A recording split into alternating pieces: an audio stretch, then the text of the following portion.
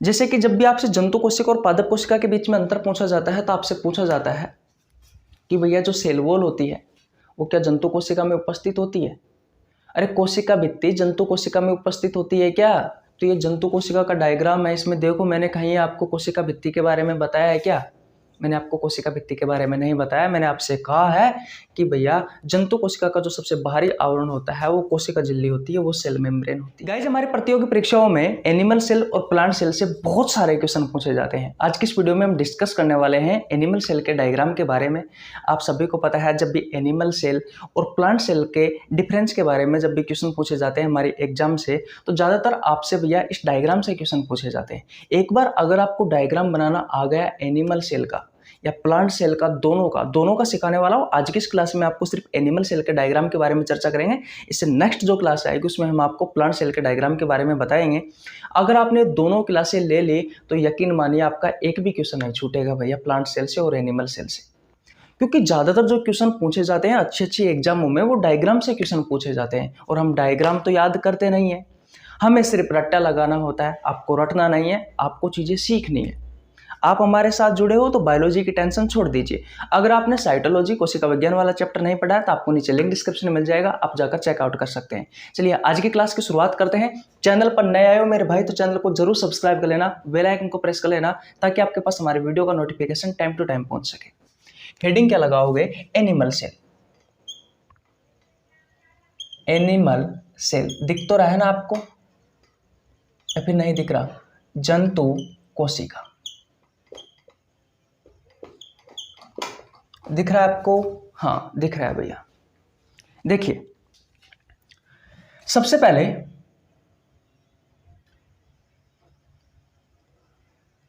ये कोशिका की बाहरी परत बनाते हैं,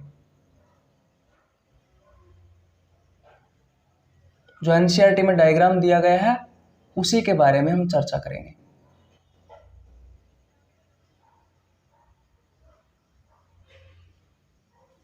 ठीक है, तो सबसे पहले आपको ऐसे बनाना है मेरे भाई।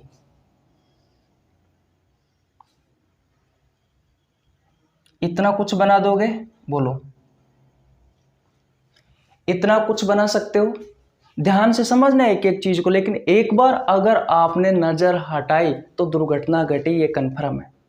इसलिए नजर बिल्कुल नहीं हटाना है आपको। जैसा मैं आपको दिखा रहा हूं वैसा ही, ठीक है। ये जो अंगुली नुमा आपको उभार दिख रहा है ये होता है माइक्रोविली। माइक्रोविली अंगुली नुमा उभार, इसे हम क्या कहते हैं? माइक्रोविली कहते हैं। इतनी बात क्लियर है?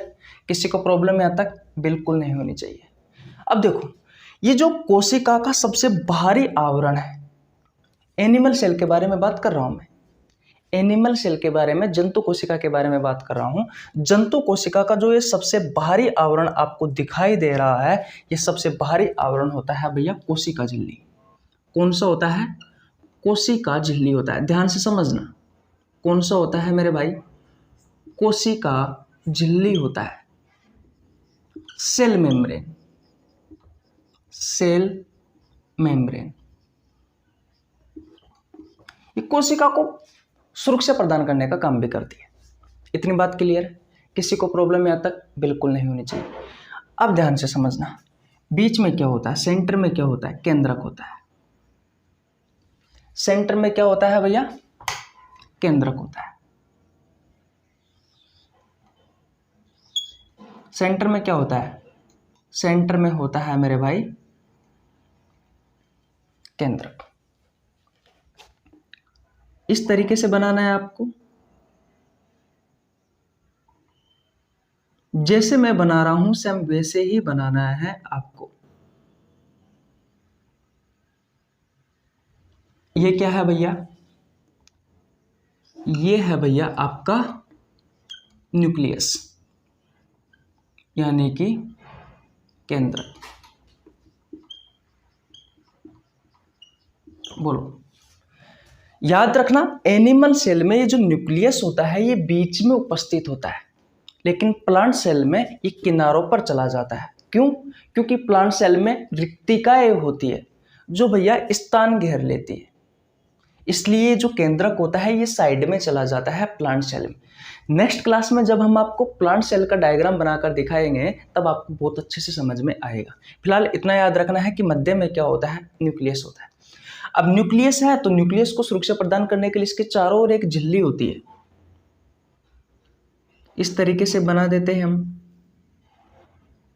ठीक है। और इस झिल्ली को क्या नाम दिया जाता है, केंद्रक झिल्ली। इस झिल्ली को क्या नाम दिया जाता है मेरे भाई, केंद्रक झिल्ली नाम दिया जाता है, केंद्रक झिल्ली। क्या नाम दिया जाता है, केंद्रक झिल्ली। न्यूक्लियर मेम्ब्रेन,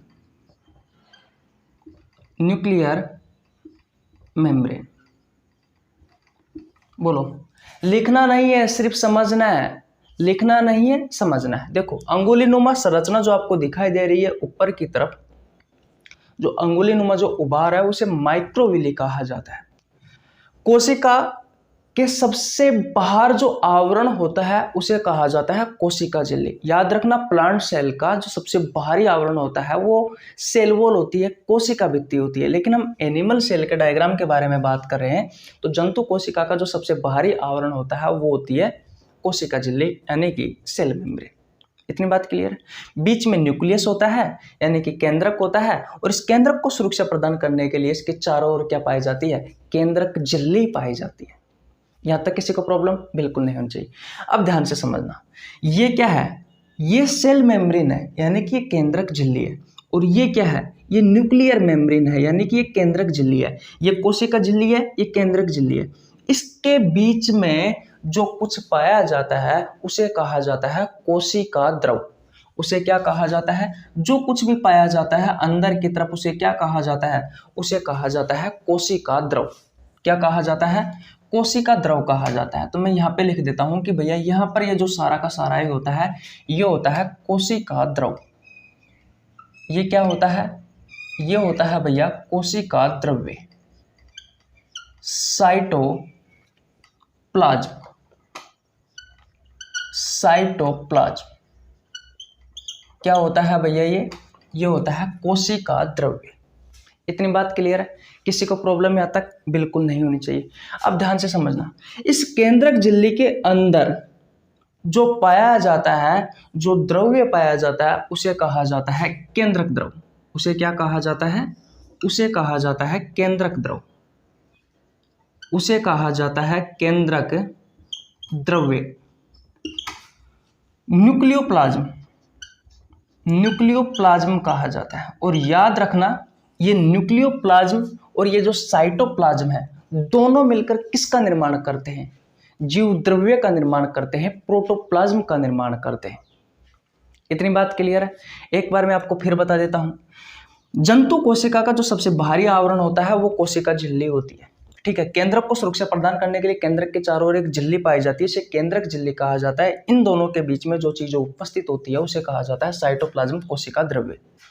केंद्रक झिल्ली के अंदर की तरफ जो उपस्थित होता है उसे कहा जाता है केंद्रक द्रव्य, यानी कि न्यूक्लियोप्लाज्म। इतनी बात क्लियर है। अब याद रखना, इस केंद्रक के बीचों बीच में क्या उपस्थित होता है, इस तरीके से एक धागेनुमा संरचना उपस्थित होती है। ये होता है भैया आनुवांशिक पदार्थ। ये क्या होता है, ये होता है आनुवांशिक पदार्थ, ये होता है आनुवांशिक पदार्थ। और हमारा आनुवांशिक पदार्थ क्या है, डीएनए, ठीक है। Genetic material, genetic material. बोलो, यहां तक किसी को प्रॉब्लम है क्या भैया, यहां तक किसी को प्रॉब्लम है क्या, बिल्कुल नहीं होनी चाहिए। जैसे जैसे मैं बना रहा हूं वैसे वैसे बना लेना भैया। एक बार अगर आपको याद हो गया तो फिर बिल्कुल भी प्रॉब्लम नहीं आएगी। इतनी बात क्लियर है, किसी को प्रॉब्लम यहां तक बिल्कुल नहीं होनी चाहिए। आगे देखिए, अब देखो भैया, इस जगह पर कुछ इस तरीके से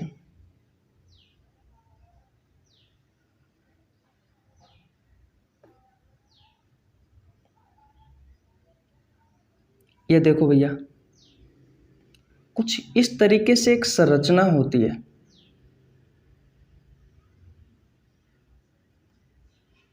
ये वाली संरचना केंद्रक के चारों ओर कुछ इस तरीके से संरचना होती है, और इस संरचना को क्या कहा जाता है आप सभी जानते होंगे। बताइए क्या कहा जाता है? अंतः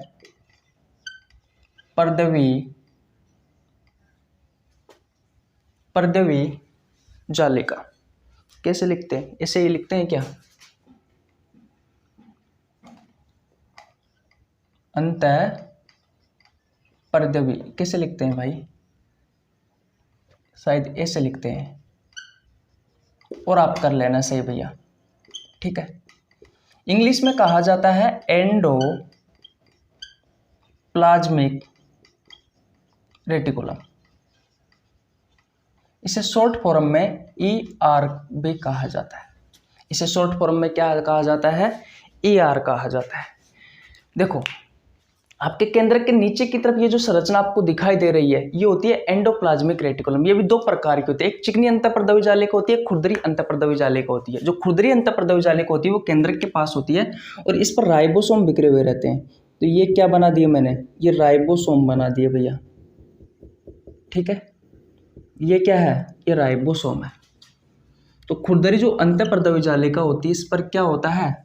राइबोसोम उपस्थित होता है। राइबोसोम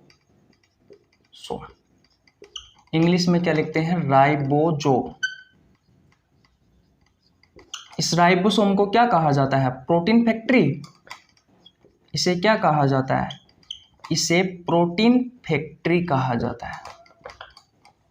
इतनी बात क्लियर है? बोलो, यहां तक किसी को प्रॉब्लम? यहां तक किसी को प्रॉब्लम बिल्कुल नहीं होनी चाहिए। यहां तक किसी को प्रॉब्लम बिल्कुल नहीं होनी चाहिए। अब देखो, कोशिका का शक्ति घर किसे कहा जाता है? कोशिका का पावर हाउस किसे कहा जाता है? जल्दी जल्दी कमेंट बॉक्स में बता सकते हो। कोशिका का शक्ति घर कहा जाता है माइटोकॉन्ड्रिया को। किसको कहा जाता है? माइटोकॉन्ड्रिया को। तो ये क्या है भैया? ये है आपका माइटोकॉन्ड्रिया। ये क्या है? माइटोकॉन्ड्रिया, ठीक है। और माइटोकॉन्ड्रिया को हिंदी में कहा जाता है सूक्ष्म कणिका। क्या कहा जाता है? सूक्ष्म कणिका। सूत्र कणिका भी लिख सकते हो आप इसे, ठीक है। इसे कहा जाता है कोशिका का शक्ति घर। यहां तक किसी को प्रॉब्लम बिल्कुल नहीं होनी चाहिए, ठीक है भाई। ओके, इधर देखिए, इस तरीके से आपको कोशिका के अंदर एक संरचना दिखाई देगी। इस संरचना को क्या कहा जाता है? इस संरचना को कहा जाता है मेरे भाई गोल्जी काय। हिंदी में कहा जाता है गोल्जी काय, और इंग्लिश में कहा जाता है गोल्गी बॉडी। बोलो, यहां तक किसी को प्रॉब्लम? यहां तक किसी को प्रॉब्लम भैया बिल्कुल भी नहीं होनी चाहिए। अब देखो, छोटे छोटे से क्या होते हैं? ऐसे माइक्रो बॉडीज होते हैं भैया। आपकी कोशिका में क्या होते हैं? ऐसे छोटे छोटे से माइक्रो बॉडीज होते हैं। ये क्या है? ये है भैया माइक्रो बॉडी, सूक्ष्म काय। सूक्ष्म काय माइक्रो बॉडी, ठीक है। याद रखना, इसमें तारककाय उपस्थित होता है, तो मैं ऐसे इसको तारककाय से दर्शा देता हूं। तारककाय, सेंट्रोसोम। दिख तो रहा है ना आपको? हाँ, दिख रहा है भाई। बोलो, यहां तक किसी को प्रॉब्लम? यहां तक किसी को प्रॉब्लम? जल्दी जल्दी बताओ, किसी को प्रॉब्लम यहां तक बिल्कुल नहीं होनी चाहिए। और देखो, इस तरीके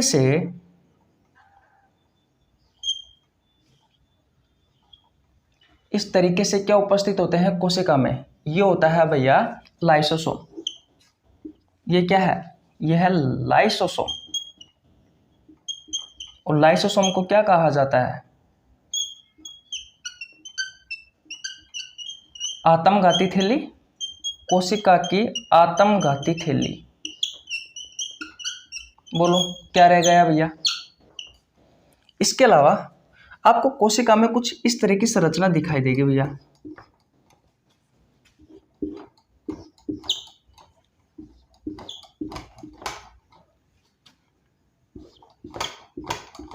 इस तरह की संरचना देखी, इसे कहा जाता है कोशिका पंजर। इसे क्या कहा जाता है? कोशिका पंजर कहा जाता है। ठीक है। Cytoskeleton. बोलो क्या रह चुका है भैया आपका? जल्दी जल्दी कमेंट बॉक्स में बताओ क्या रह गया है। बताओ भैया क्या रह गया है? आ गए ना सब सारी की सारी चीजें।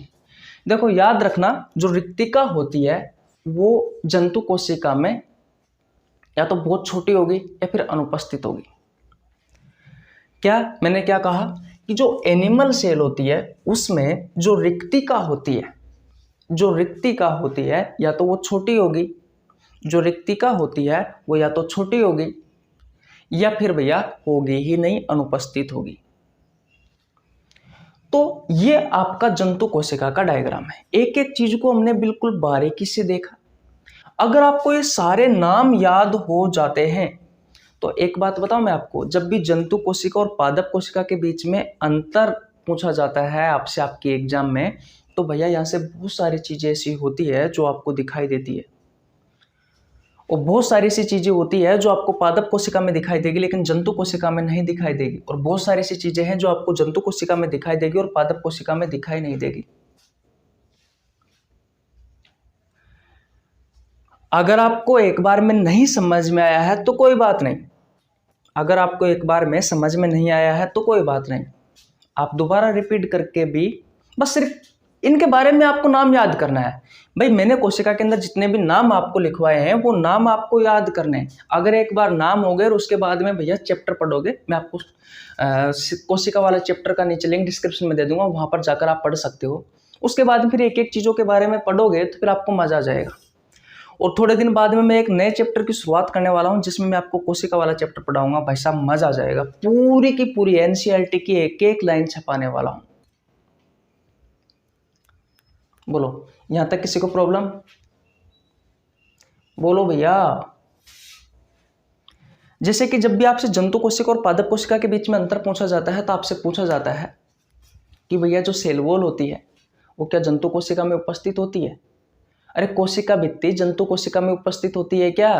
तो ये जंतु कोशिका का डायग्राम है, इसमें देखो मैंने कहीं आपको कोशिका भित्ति के बारे में बताया है क्या? मैंने आपको कोशिका भित्ति के बारे में नहीं बताया। मैंने आपसे कहा है कि भैया जंतु कोशिका का जो सबसे बाहरी आवरण होता है वो कोशिका झिल्ली होती है, वो सेल मेम्ब्रेन होती है। मैंने आपको हरित लवक के बारे में बताया है क्या? मैंने आपको हरित लवक के बारे में बताया है क्या? क्लोरोप्लास्ट के बारे में बताया है क्या? वो पादप कोशिका में पाया जाता है लेकिन जंतु कोशिका में नहीं पाया जाता। हमने कहीं पर भी भैया जंतु कोशिका के बारे में, जंतु कोशिका में हरित लवक क्लोरोप्लास्ट के बारे में चर्चा नहीं की ना, बिल्कुल नहीं की। इसके अलावा मैंने रिक्तिका कहीं पर दर्शाई है क्या? नहीं, क्योंकि भैया पादप कोशिका में रिक्तिकाएं उपस्थित होती है और बड़ी संख्या में उपस्थित होती है और बड़ी बड़ी उपस्थित होती है, बहुत अच्छा स्पेस घेरती है। इसी वजह से जो केंद्रक होता है वो किनारों पर चला जाता है। लेकिन जंतु कोशिका में जो रिक्तिका होती है वो या तो बहुत छोटी होगी या फिर भैया उपस्थित ही नहीं होगी। आपसे क्वेश्चन पूछा जाता है कि जंतु कोशिका में जो केंद्रक होता है वो मध्य में उपस्थित होता है या किनारों पर उपस्थित होता है? तो याद रखना मेरे भाई, मध्य में उपस्थित होता है, लेकिन पादप कोशिका में ये जो केंद्रक होता है ये साइड में चला जाता है, किनारों पर चला जाता है।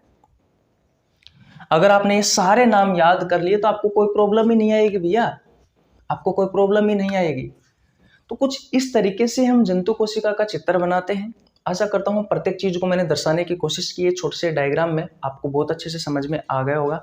अगर आपको समझ में आ गया है तो वीडियो को लाइक कर दीजिए, आपके छोटे भाई के लिए एक प्यारा सा कमेंट कर दीजिए। अगर आप में से कोई भाई रेलवे की, एसएससी की, राजस्थान पुलिस, दिल्ली पुलिस, पटवार पुलिस, लेबर असिस्टेंट, किसी भी प्रतियोगी परीक्षाओं की तैयारी कर रहा है तो इस यूट्यूब चैनल पर फ्री ऑफ कॉस्ट बायोलॉजी पढ़ सकता है, अगर आपके सिलेबस में बायोलॉजी है तो। मैंने इस यूट्यूब चैनल पर बायोलॉजी के बहुत सारे चैप्टर करवा रखे हैं, बहुत सारे चैप्टर के एमसीक्यू क्वेश्चन करवा रखे हैं। नहीं देखे हैं तो चैनल पर जाकर आप चेकआउट कर सकते हैं। हाँ, अगर आप में से कोई भी भाई रेलवे की तैयारी कर रहा है, चाहे वो रेलवे ग्रुप डी हो, एनटीपीसी हो, एलपी टेक्नीशियन, आरआरएफ, आरपीएफ, कोई सी भी एग्जाम हो, तो रेल वाले बच्चों के लिए मैंने बायोलॉजी का एक स्पेशल बैच स्टार्ट किया था 1 फरवरी को। उस बैच का नाम है जनशताब्दी एक्सप्रेस बैच, जिसमें मैं आपको बायोलॉजी के प्रीवियस ईयर के क्वेश्चन करवा रहा हूँ 2016 से लेकर के 2023 तक चैप्टर वाइज। जूलॉजी कंप्लीट होने वाली है, बोटनी बची, आपके एग्जाम के पहले आपका बोटनी भी करवा दिया जाएगा भैया इस यूट्यूब चैनल पर। सब कुछ फ्री ऑफ कॉस्ट है। बैच का नाम है जनशताब्दी एक्सप्रेस बैच, आपको नीचे लिंक डिस्क्रिप्शन में मिल जाएगा, जाकर आप देख सकते हैं।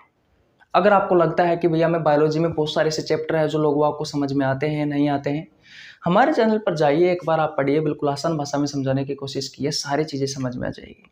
देखो, इन चीज़ों के बारे में मैं आपको डिटेल में नहीं बता सकता यहाँ पर, क्योंकि यहाँ पर सिर्फ हम ये देखने आए हैं कि जंतु कोशिका में क्या क्या पाया जाता है और वो कहाँ उपस्थित होता है और वो किस तरीके से हमें दिखाई देता है। तो वो सारी चीज़ें मैंने आपको सारे नाम याद करवाने की कोशिश की है। अगर आपको डिटेल में जानना है जंतु कोशिका के बारे में तो आपको नीचे लिंक डिस्क्रिप्शन में मिल जाएगा, कोशिका वाले चैप्टर का आप जाकर देख लीजिए। वहाँ पर मैंने आपको अलग से साइटोप्लाज्म के बारे में बताया है, अलग से एंडोप्लाज्मिक रेटिकुलम के बारे में बताया है, अलग से राइबोसोम पढ़ाया, अलग से माइटोकॉन्ड्रिया पढ़ाई, अलग से आपको मैंने गोल्गी बॉडी पढ़ाई है, अलग से मैंने आपको कोशिका झिल्ली पढ़ाई है, अलग से केंद्रक पढ़ाया, अलग से केंद्रक झिल्ली पढ़ाई है, केंद्रक द्रव्य, कोशिका अनुवांशिक पदार्थ, ये लाइसोसोम, सारी चीजें पढ़ाई है भैया हमने, सारी चीजें पढ़ाई। आपको नीचे लिंक डिस्क्रिप्शन मिल जाएगा, आप जाकर पढ़ सकते हैं। एक महत्वपूर्ण सूचना है, मैं कम्युनिटी पोस्ट में सुबह 6 बजे, दिन में 12 बजे और शाम को 6 बजे बायोलॉजी के बेहतरीन क्वेश्चन डालता हूं, जो या तो आपसे आपकी प्रतियोगी परीक्षा में पहले पूछे गए हैं या फिर आगे पूछे जाने की संभावना है। अगर आप हर रोज उन क्वेश्चनों का आंसर देते हो तो भैया बायोलॉजी के अच्छे क्वेश्चनों पर आपकी पकड़ बनी रहेगी। और भैया वहां पर हम जो क्वेश्चन डालते हैं वो आपके चैप्टर वाइज डालते हैं। हमने कोशिका वाला चैप्टर से स्टार्ट किया था, आज के नहीं कहने का मतलब 4-5 दिन पहले तो हम ऐसे ही क्वेश्चन डालते थे बीच बीच में से, लेकिन आज से 2-3 दिन पहले से हमने ये सिस्टम कर दिया है कि भैया चैप्टर वाइज आपको क्वेश्चन डालेंगे।